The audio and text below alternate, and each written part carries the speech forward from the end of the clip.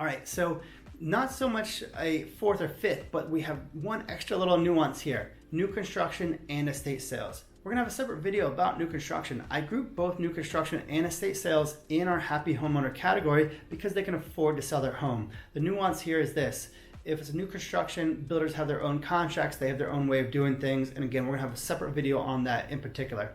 If we're talking about estate sales, well, typically with estate sales, it's usually gonna be as is. And sometimes, even though there might be only one executor or trustee for the estate sale itself, the thing is, if there's multiple siblings or other people involved, and they may be scattered through the whole country or even outside of the country. I had one that like the brother was in Michigan and like the sister was in France, and so we had a time change. We had people thinking that our real estate here was more expensive than it was, and all this other crazy stuff. And the point is, you're going to have some of the family members just want it sold fast, and you have other people maybe trying to hold out for every dollar. Okay, so just know that there's some extra little psychology and, I don't know, some drama that we may have to deal with if it's an estate sale, but that's okay. We'll walk you through it if we run into that. Don't run away from them. The estate sales are totally cool. New construction is great versus the short sales and whatnot. Now, one last little tidbit on new construction.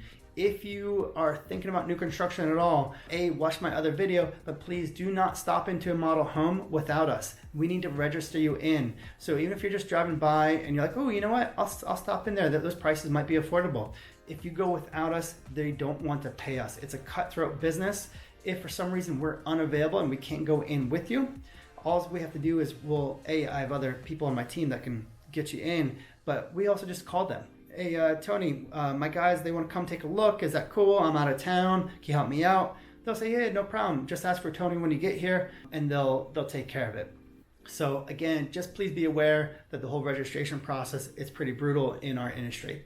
So that's it. I hope that makes sense between the different types of sellers. If you have questions, let us know. We'll be happy to go over any of these things again when we get together. Thanks for watching. I'll see you in the next video.